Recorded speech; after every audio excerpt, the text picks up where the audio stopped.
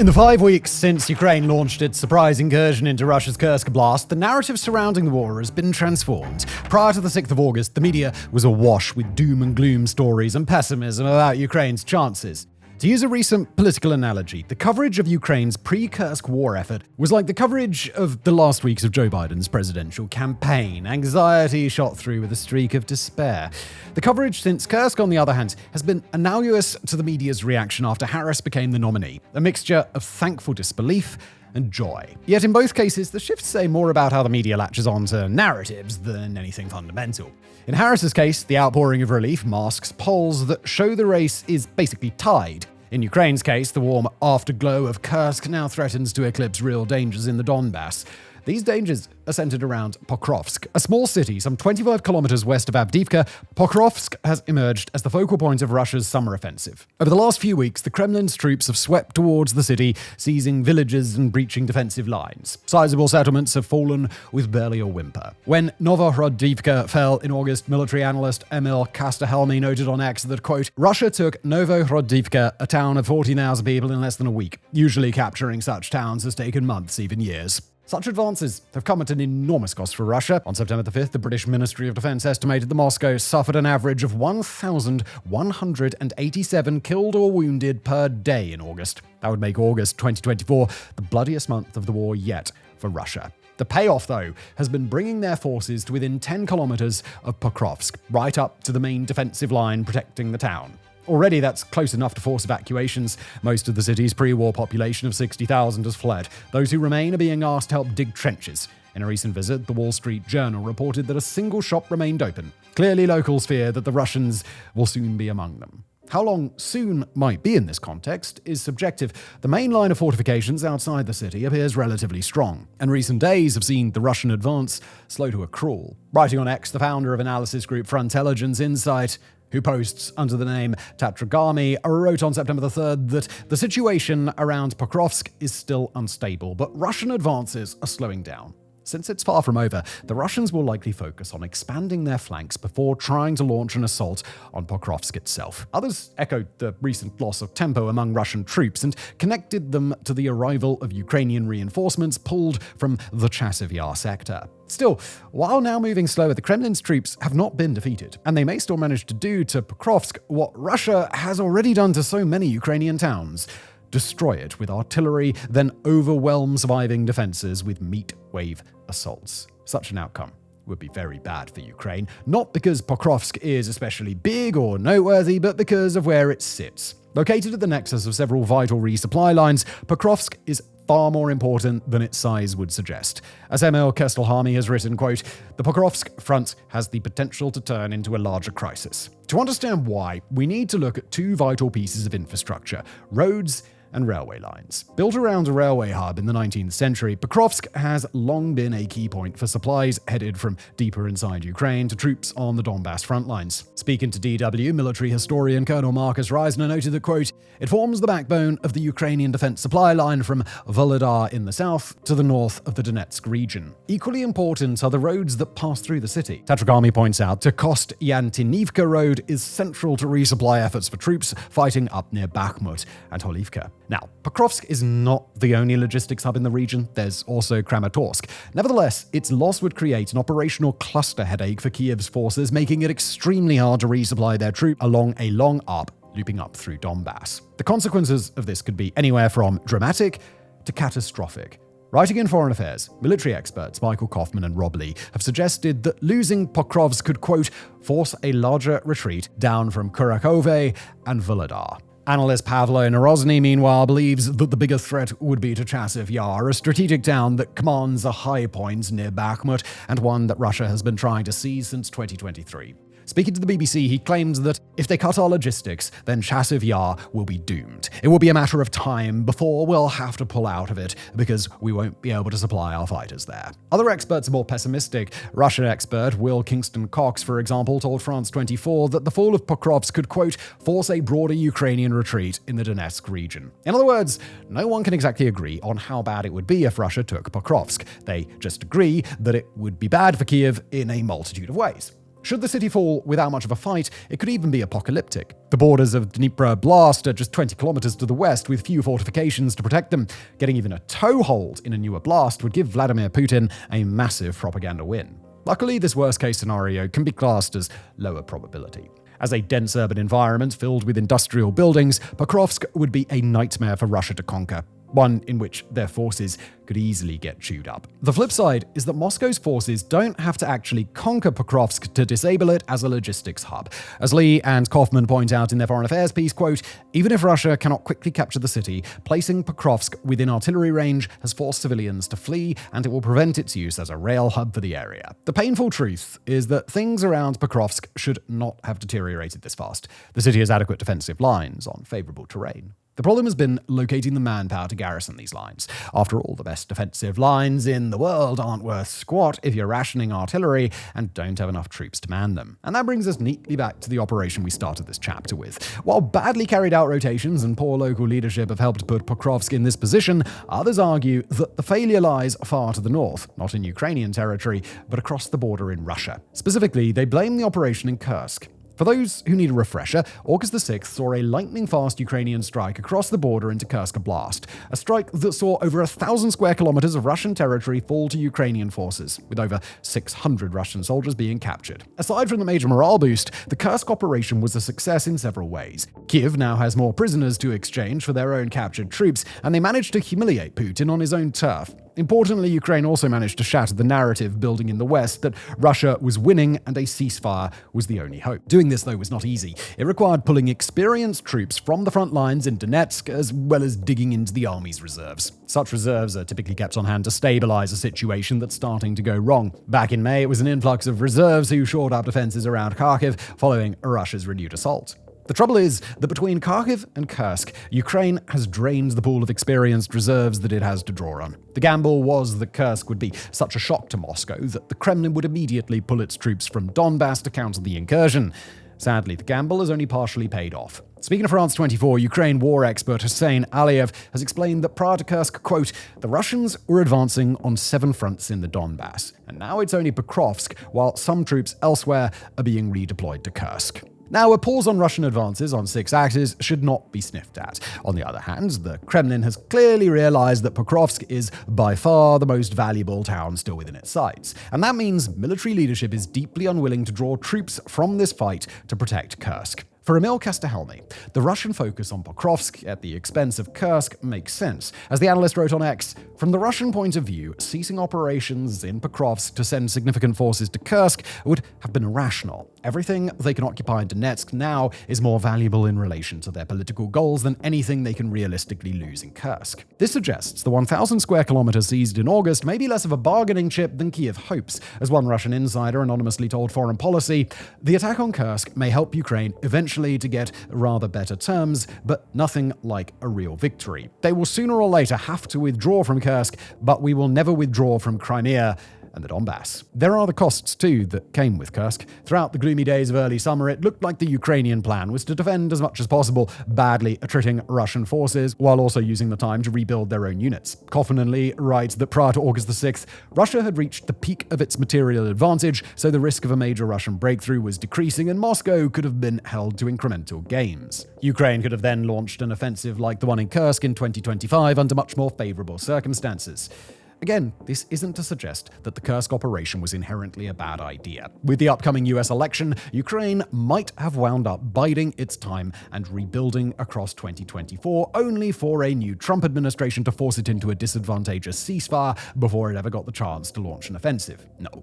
The point is to demonstrate how Kursk presented Kyiv with both opportunities and risks.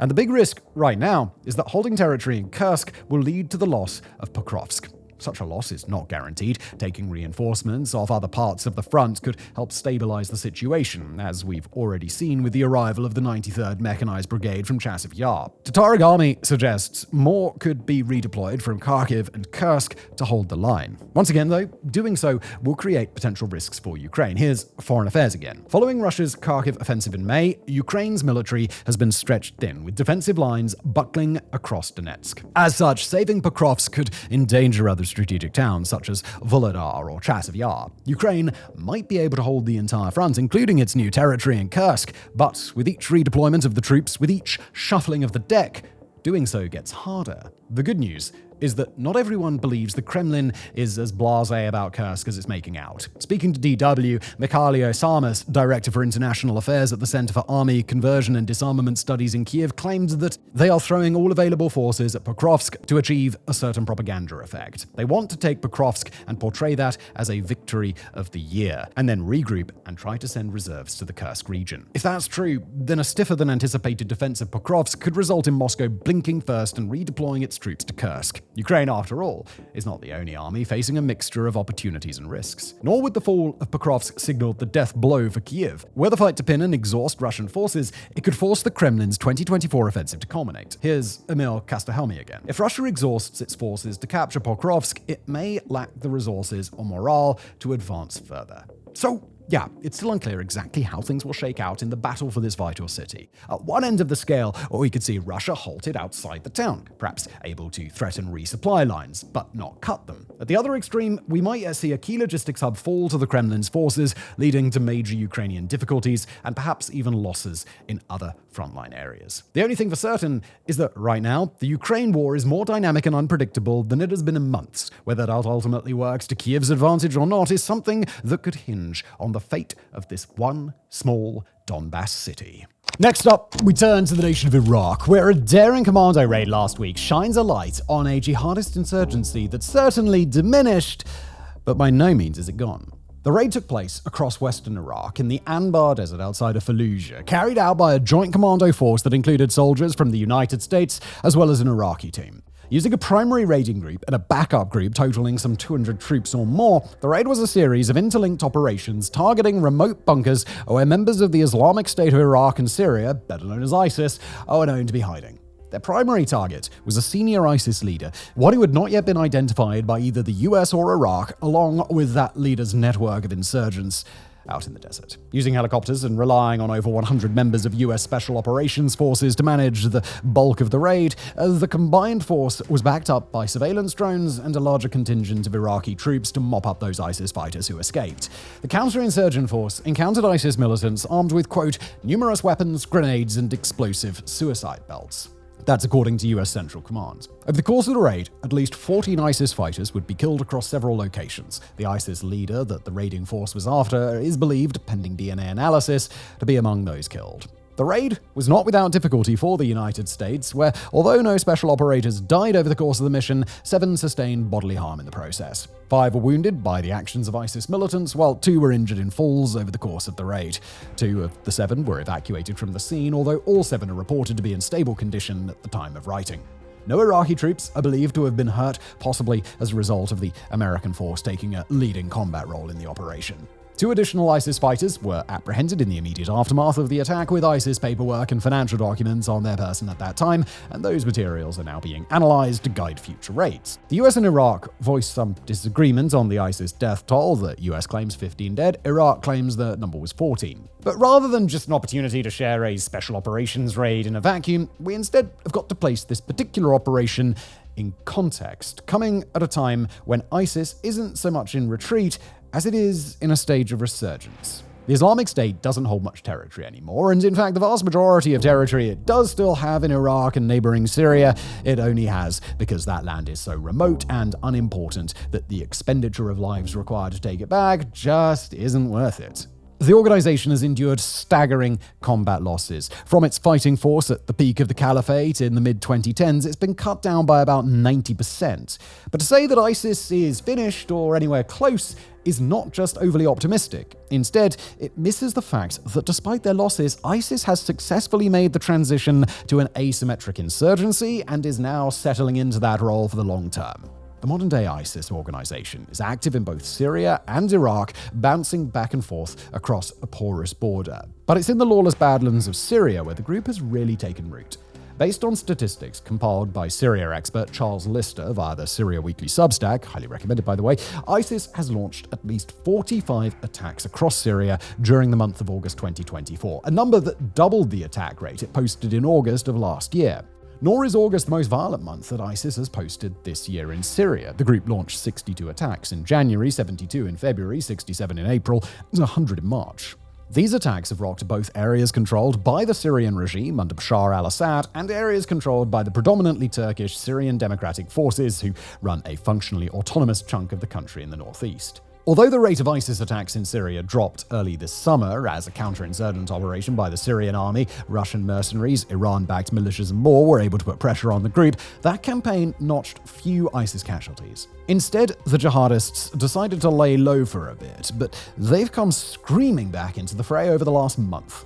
To give an idea of just how ISIS is conducting itself in Syria, we'll recap the attacks of the last week, also as compiled via Syria Weekly. Not only did the last week see no fewer than 5 attacks using improvised explosive devices, a major rise from just 1 IED attack in all of June and just 4 in all of July, but it also saw ISIS reclaim control of extortion networks that it operates against local business leaders and established desert positions that encircle valuable oil and gas facilities.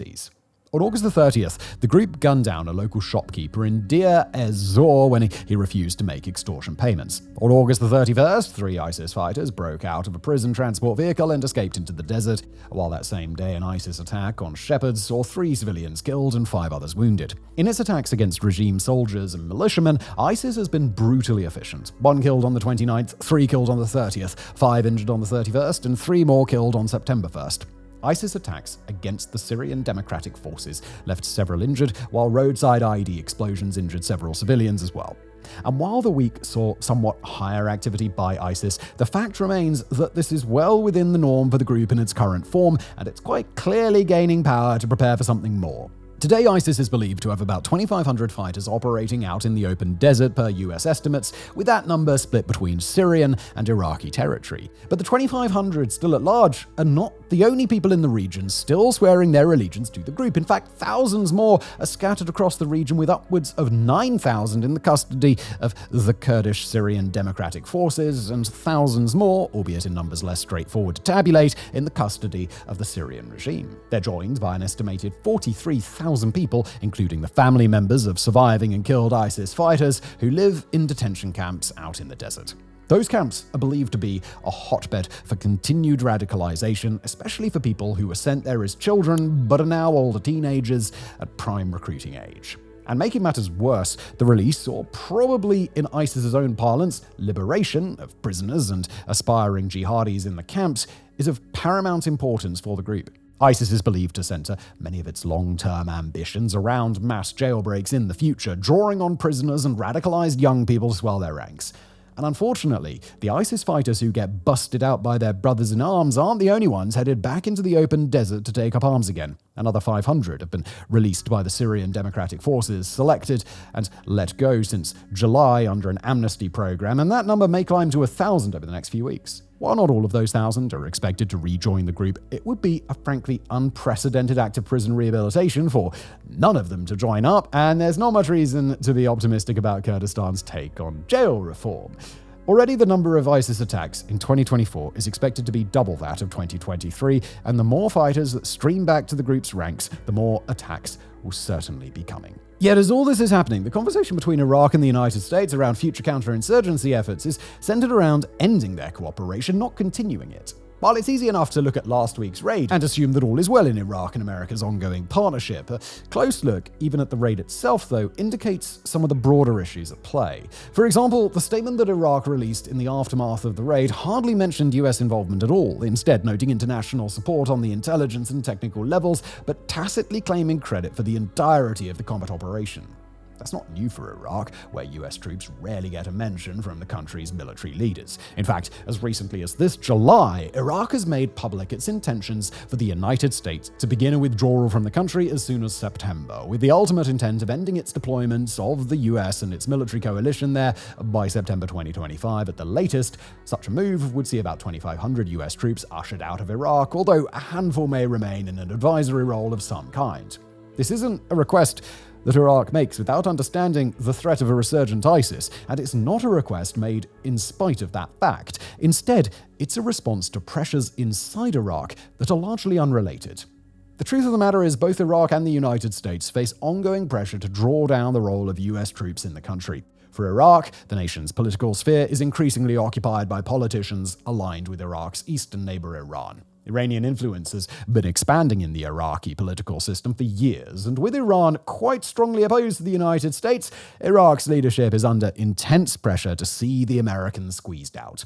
In keeping with that pressure, Iraq's current Prime Minister Mohammed Shia al-Sudani offered this weekend in a meeting with a US commander that, quote, "The remnants of ISIS no longer pose a threat to the Iraqi state, as they have become isolated groups hiding in remote areas to avoid capture." Now, that is, of course, a highly questionable claim, but al-Sudani isn't just Iraq's PM. He also happens to be seeking a second term in the post, in a process where Iran will have a controlling influence on the outcome. For the US, it's a bit more complicated, since at this point, leaving Iraq would basically hand Iran a political victory.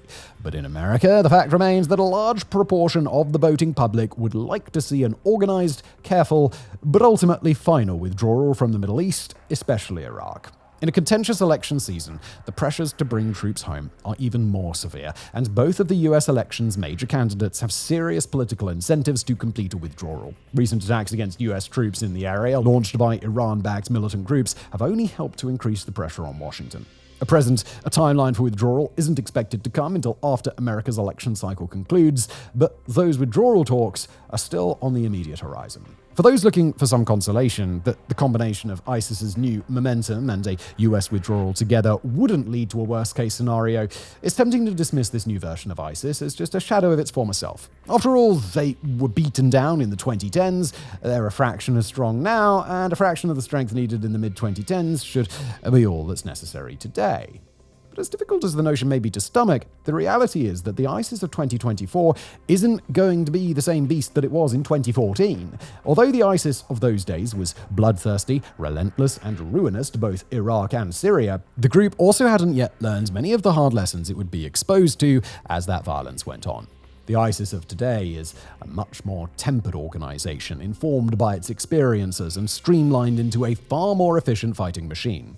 It's still radical, it's still fanatical, but it's not nearly as idealistic about what's militarily possible in Syria and Iraq as it once was. Back in the mid-2010s, ISIS wasn't an easy organization to dismantle, but the group made a range of critical mistakes along the way that saw them held back and eventually picked apart, where a more savvy organization might have approached their objectives with a bit less starry-eyed optimism and a bit more pragmatism and cunning. But the people who have survived in ISIS today, and especially those who have come to lead it, appear to be precisely the people who've learned those lessons. An unchecked terror organization with ranks several thousand strong is a horrifying prospect no matter the circumstances. But when that same organization is tempered by experience and is committed to efficiency in its tactical and strategic approach, the situation immediately gets oh so much worse. It's that sort of ISIS resurgence that's brewing now, out there in Iraq and Syria's Badlands. And despite the success of this most recent raid, it now appears that ISIS is coming back at the exact moment that Iraq is asking its critical foreign backer to leave. And in our final story of the week, we turn to Pakistan, where an evolving situation across the last week and a half has left dozens of people dead. A modern, stable, even nuclear-armed nation, Pakistan is not high on the list of countries that are expected to have ongoing domestic uprisings. But in the southwestern province of Baluchistan, an ethnic militia at the head of a long-running insurgency has launched the worst attacks that Pakistan has seen in years. Violence began during the overnight hours on Monday, August the 26th, just hours after a message was circulated online by an outlawed separatist group in Baluchistan province called the Baluch Liberation Army. The message was a warning, insisting that people stay away from highways in the region in advance of attacks against security forces. Not long after, in the district of Musakail, a highway was taken over by armed gunmen who stopped vehicles, forced their occupants out into the night and examined their identity documents and chose the people who were to be shot dead. Those who were killed came from Pakistan's Punjab province, a highly urbanized and predominantly Sunni Muslim area from which many people come to Baluchistan in search of work. Needless to say, there is a complex backstory to such an attack, and we'll be getting to it in just a moment. For now, though, what's important is what happened to no fewer than 23 Punjabis who had been forced out of buses, trucks, and cars before being executed by the gunmen. Those vehicles that had been operated by the Punjabi victims were torched on the highway, and the gunmen fled shortly afterward. Over the course of that evening, the attack on the Muscahile Highway would be the one with the highest death toll, but it wouldn't be the only attack. In the district of Kalat on the same night, gunmen attacked a police station, killing 4 officers as well as 5 passers-by before escaping into the city. In the district of Bolan, gunmen blew up a railway track, and there 6 people were found dead in the immediate aftermath of the incident. A police station in Mastung district was attacked, vehicles in Gwadar district were torched, and by morning 38 people were dead. According to the Pakistani military, 21 more people would die in the following hours. These were insurgents tracked down and killed by security forces. In the firefights that preceded their deaths, per the Pakistani military, 14 security troops were killed as well. In all, 73 people would die in the violence, and the Baloch Liberation Army would ultimately claim credit for the attacks. The Pakistani military vowed retribution and insisted that future so-called sanitization operations would see the attackers, the attack's facilitators, and any people who had helped them or given them quarter all brought swiftly to justice. In Balochistan province, violent resistance has been a fact of life for some time, despite the relative stability that the rest of Pakistan now knows well. Among the groups fighting against the Pakistani government is, of course, the Baloch Liberation Army, but they're not the only one. The area deals with long-standing security threats from several organized separatist groups, along with sectarian groups like the Pakistani Taliban, a number of jihadist groups, and for their second mention in as many Situation Room news items, the Islamic State, particularly the Islamic State Pakistani province. Also a security threat, albeit a minor one, are a range of bandit groups that prey on the people of Balochistan and symbols of the Pakistani government alike. Taking advantage of the porous border with Iran to the west and drawing on the support of Pakistan and Iran's combined 9 million or so ethnic Baloch people, they've run a low-grade and disparate insurgency against Pakistan for many years. Earlier this year, for example, an April attack saw 9 people abducted off a bus and killed, along with 2 others killed after being taken from a car, whereas in May, no fewer than 7 barbers were gunned down in the port city of Gwadar for reasons purportedly unrelated to their jobs. Even on Monday the 26th, on the same day as these most recent attacks in Balochistan, another 4 people were killed in a different province by a roadside bomb in what appeared to be an unrelated incident. As for why so many organizations in Balochistan are working to oppose the government in Islamabad all at once, their individual reasons and justifications are highly varied, but there are a few key commonalities, particularly their near unanimous desire to see non-Baloch people, especially people from outside the province's territory, forced out. That violence is often directed disproportionately against people from Punjab province, who frequently come to Balochistan for work, and who many of these separatist and terror groups, including the Baloch Liberation Army, frequently accuse of being soldiers or spies operating on behalf of the Pakistani government. In the case of the August 26th attacks, the Baloch Liberation Army has alleged that it was targeting military personnel who were dressed in civilian clothes while traveling, and that its, quote, fight is against the occupying Pakistani military. Punjabis, as well as other non-Balochs working and living in Balochistan, don't just face allegations of collaboration with the Pakistani government, they're also seen as working to extract resources and wealth from the province, while foreign energy firms in Balochistan face claims that they're working to exploit the lands without sharing profits. The region is rich in natural gas, copper, gold, diamonds, and oil, all of which have been targets for insurgencies who emphasize the sheer wealth being extracted from the province, while millions of people still live there in poverty. While China has worked hard to build a megaport in the city of Gwadar, that too has come under direct attack from many Baloch insurgencies. Both Iran and Pakistan have made a habit of fighting back, including in early 2024 when both nations made global headlines by striking insurgent groups with missiles in each other's territory, but very quickly patching up the diplomatic fallout that came after.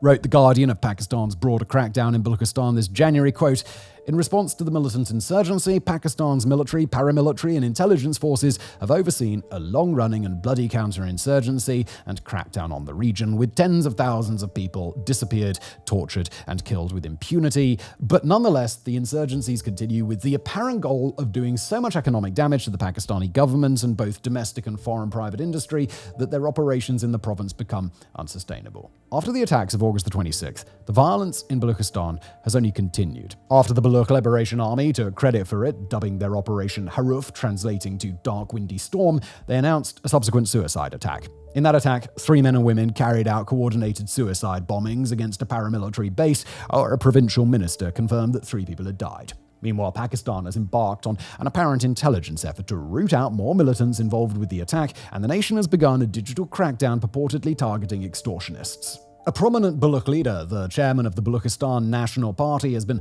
pushed out of Pakistan's lower parliament, and China's influence in the crackdowns after the attack, which came on the same day that a prominent Chinese general was in Pakistan, is expected to push Islamabad further toward protecting Chinese financial interests and citizens in the country. On August the 30th, Islamabad announced that its counterinsurgency operations had killed 5 militants and wounded 3 more. By that time, Beijing had issued its own condemnations against the attacks, while Pakistan's prime minister publicly emphasized the fact that the attacks were targeted toward not just Pakistan's interests, but China's too. But despite crackdowns in the short term, international analysts suggest that this wave of attacks is a sign that the worst is yet to come. In multiple interviews with experts in the region, the German news network Deutsche Welle reported that the scale of the attacks, the fact that they happened in so many places against so many targets simultaneously, and the sheer body count all suggest that Pakistan's crackdowns are not working. If anything, they've likely backfired and inflamed the conflict, making serious attacks more likely in the future.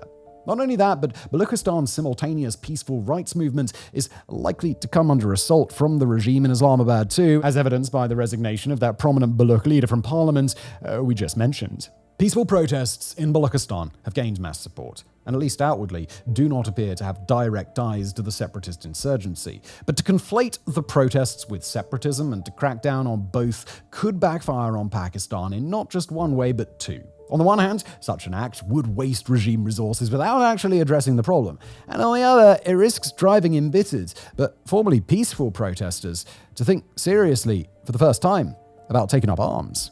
Pakistan's police have already attested that they do not feel equipped to handle a new wave of violence, while the government in Islamabad has increasingly had to stand on its own 2 feet without foreign assistance, as American weapons, financing, and intelligence support have dwindled after America's withdrawal from neighboring Afghanistan. On the one hand, this new wave of attacks in Balochistan raises legitimate fears that a worse round of violence may be to come. Balochistan has been the site of large-scale fighting between Pakistan and the local Baloch population in the past, and it's far from inconceivable that the same thing could happen again in the near future. More crackdowns, especially against peaceful protesters and people only tangential to the conflict, will drive more recruits to insurgency, where they'll take their pick among separatist, ethnic, and terror groups to find the one they align most closely with. On the other hand, those attacks would both coincide with and exacerbate an existing problem of Pakistan's.